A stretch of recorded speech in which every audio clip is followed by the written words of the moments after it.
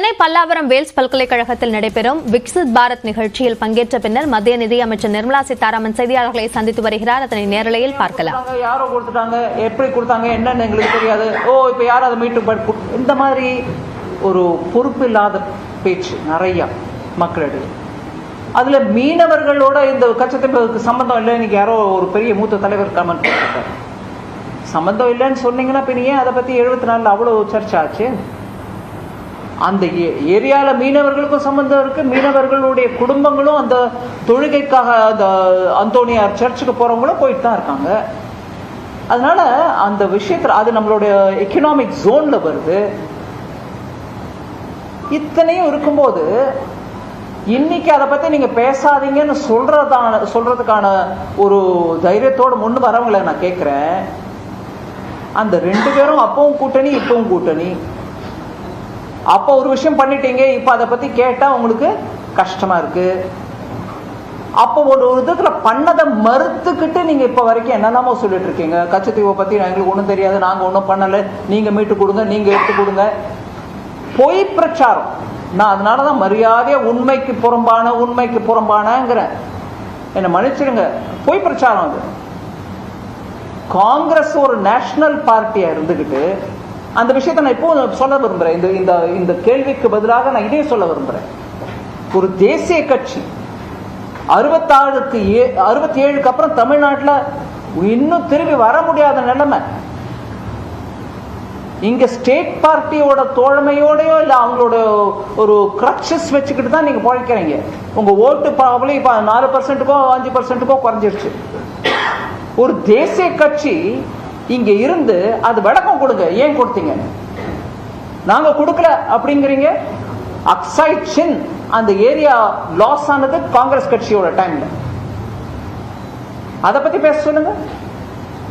இது கச்சத்தீவை என்ன சொல்றாரு அவரு? நேரு அவருடைய லெட்டர்லயே it's so small, it's a நியூசன்ஸ்ங்கறாரு. அது ஒரு தொல்லை, ஒரு நொச்சரிப்பு. The sooner I get rid of it, it's betterங்கிறாரு. அதாவது சீக்கிரத்துல இதை என் கையை விட்டு போயிடுச்சுன்னா அது நிம்மதி எனக்கு அப்படின்னு. அப்படி சொல்லக்கூடிய நேருவோட லெட்டர் கூட நாங்க எடுத்து காட்டுறோம்.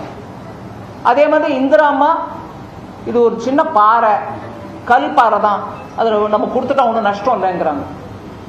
அதற்கெல்லாம் எதிர்ப்பு தெரிவித்தாரா? அப்போது இருந்த முதலமைச்சர் கருணாநிதி அவர்கள் அதுக்கு எதிர்ப்பு தெரிவிச்சாரா? இல்லைங்க. அதனால அப்போ எதிர்ப்பு தெரிவிக்கல. அதுக்கப்புறம் பொய் பிரச்சாரம் பண்றீங்க. இதை புரிஞ்சுக்கணும்ன்றதுக்கு தான் எடுத்து போடுறோம் வழியில. ஏன் தேர்தலா? இல்லைங்க, தேர்தல் இருந்தாலும் இல்லாட்டியும் சொல்ல வேண்டிய விஷயம் இது. தமிழ் மக்களுக்கு இதை பத்தி உண்மை தெரியணும். பொய் பிரச்சாரத்துக்கு கிளியரா நாங்க ஆதாரபூர்வமா சொல்றோம். நீங்க சொல்றது பொய். 74லயே ஃபாரின் செக்ரட்டரி உங்களுக்கு வந்து முதலமைச்சருக்கு விளக்கமா எடுத்து சொல்றாரு இப்படி ஆக போகுதுன்னு. அதுக்கு ஒன்றும் அவர் எதிர்ப்பு தெரிவிக்கலையே. இப்படியாக தமிழர்களுக்கு விரோதியாக நிறைய விஷயம் காங்கிரஸ் கட்சி பண்ணும்போது, தேசிய கட்சியா இருந்த காங்கிரஸ் பண்ணும்போது, ஜல்லிக்கட்டு விவகாரம் என்னங்க? அப்போ நீங்க தானே இருந்தீங்க தோழமை கட்சியா. ஜல்லிக்கட்டு ஒரு மிருகத்துக்கு கொடுக்கக்கூடிய அநியாயம், அது இட்ஸ் அனிமல் ரைட்ஸ்க்கு எகேன்ஸ்ட் சொல்லி எடுத்து போட்டாங்க வழியில, அனிமல் ரைட்ஸ் போர்டு மூலமா. அப்ப இருந்த தோழமை கட்சி டிஎம்கே ஒண்ணுமே சொல்லல. இப்படியாக காங்கிரஸ் ஒவ்வொரு முறையும் தமிழகத்துக்கு எகேன்ஸ்டா பண்ணிக்கிட்டு இருந்த போது அப்ப தோழமையா இருந்த கருணாநிதியும் டிஎம்கேயும் ஒரு ப்ரொட்டஸ்டும் பண்ணல. ஆனா 2014 இருந்து அதே கேள்விகளை மோடி ஐயா மேல 21 லெட்டர் எழுதுவீங்களா முதல்ல பிரதமருக்கு?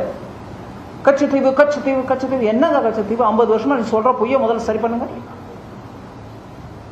அதான் ஆன்சர்.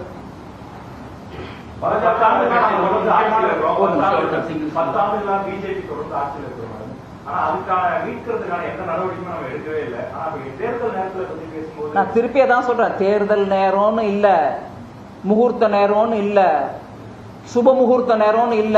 எந்த நேரத்துல வேணாலும் ஒரு நாட்டின் ஒரு பகுதி இழக்கப்பட்டதுன்ற விஷயத்தை பேசுறதுக்கு ஒரு முகூர்த்தம் தேவையில்லைங்க.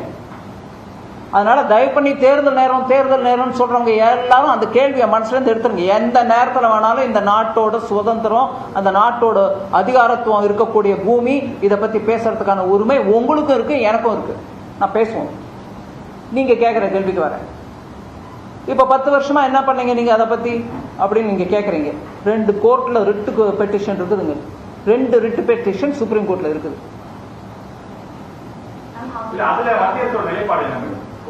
அதான் சொல்றேன், அந்த ஹியரிங்க்கு வரட்டும், நம்ம பேசுவோம். வரட்டும் கேஸ் வரட்டும். ஒரு நிமிஷம், 1 minute.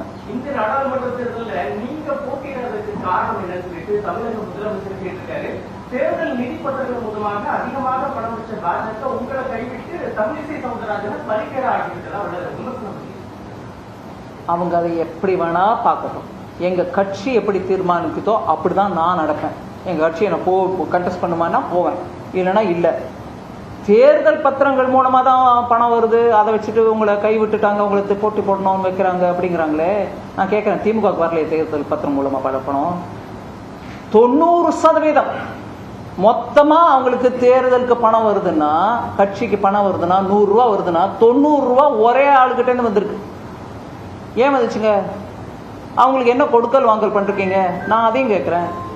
எங்க கட்சி தீர்மானம் எடுக்கும் யாரை போட்டி போட வைக்கணும், போட்டி போட வைக்க வேண்டாம்னு. இந்த முறையா, அடுத்த முறையா, போன முறையா, அதெல்லாம் கட்சி. ஒரு நிமிஷம் அவங்களுக்கு முடிக்கல. நான் கொஞ்சம் லாங் ஆன்சர்ஸ் கொடுப்பேன், பொறுத்துக்கோங்க. ஸோ அது கட்சி தீர்மானமா? அதுல முதலமைச்சர் இவ்வளவு தீவிரமா இன்ட்ரெஸ்ட் எடுத்து பார்ப்பாரு நான் நினைக்கல. ஏன்னா அவங்க கட்சிக்கு நிறைய விஷயம் இருக்கு. இங்க சில பேர் கொடுக்குறாங்க, சில பேர் கொடுக்கல, கொடுத்தவங்களுக்கு சப்போர்ட் பண்றாங்க, எப்படி பண்றாங்கன்னு தெரியல, இதெல்லாம் இருக்கு. அதனால அவர் அதை கொஞ்சம் கவனிச்சுக்கணுமே தவிர இதெல்லாம் கேட்கறது தேவையே இல்லை. அது ஒவ்வொரு கட்சிக்கும் அவங்க விவகாரம். பாஜக மிக முக்கிய தலைவர் நீங்க. இப்ப இந்த மக்களவை தேர்தலில் வந்து போட்டியிருக்கு பணம் இல்லைன்னு சொல்லிட்டு தலைவர். இப்ப இந்த நிலையில வந்துட்டு உங்க கட்சி வந்துட்டு எந்த ஒரு உதவியும் செய்ய இல்லைங்க. முக்கியமான தலைவரோ முக்கியமில்லாத தலைவரோன்ற பாகுபாடே இல்லை.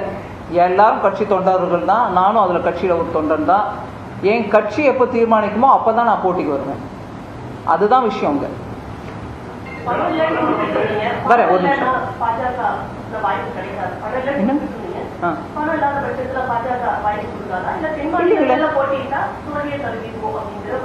அப்படி இல்லைங்க. பணம் இருக்கிறவங்களும் பணம் இல்லாதவங்களும் எல்லாருக்கும் வாய்ப்பு இருக்கு. இதுல அந்த மாதிரி பாகுபாடு இல்லை. ஒன்று. ரெண்டாவது ஏன் பின்ன நிறைய ஒவ்வொரு 23 கேண்டிடேட்ஸ் நாங்கள் போட்டிருக்கோம் எங்களோட சின்னத்தில். அதை தவிர தோழமை கட்சி எல்லாம் கூட இருக்கு. கண்டெஸ்ட் பண்ணாமலாம் இருக்கும். இதுக்கு முன்னாடி பொன்னாரையா ஜெயிக்கலையா? சிபி ராதாகிருஷ்ணன் அவர்கள் ஜெயிக்கலையா? So How is the Modi ki guarantee implemented in Tamil Nadu, and what will be your message for Viksit Bharat ambassador? Modi ki guarantee has been implemented pursuing, following the central government's steps.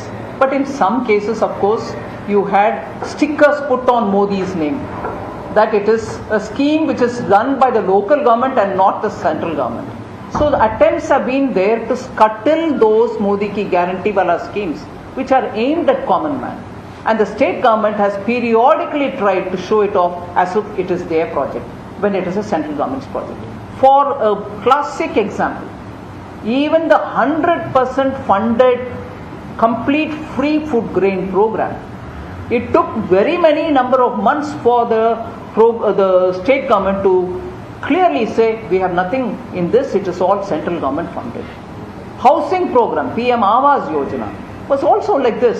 You will have small PM Awas Yojana board here, but a huge big photo of the CM. So PM Modi's guarantee, which are 10 in number, are being implemented, but very many attempts by the state government to usurp it, to take it away, to take the credit away for itself, has been happening. But you have failed in propaganda of this. They have. பாஜக கட்சி என்ன முடிவு செய்கிறதோ தான் போட்டியிடுவது குறித்து அதைத்தான் நான் செய்ய முடியும் என்ற விளக்கத்தை நிர்மலா சீதாராமன் ஏன் தேர்தலில் போட்டியிடவில்லை என்று முதலமைச்சர் எழுப்பிய கேள்விக்கு பதிலாக கொடுத்திருக்கிறார். கச்சத்தீவு விவகாரம் குறித்தும் பேசியிருக்கிறார். முழு விவரங்களை பின்னர் வரும் செய்திகளில் பார்க்கலாம்.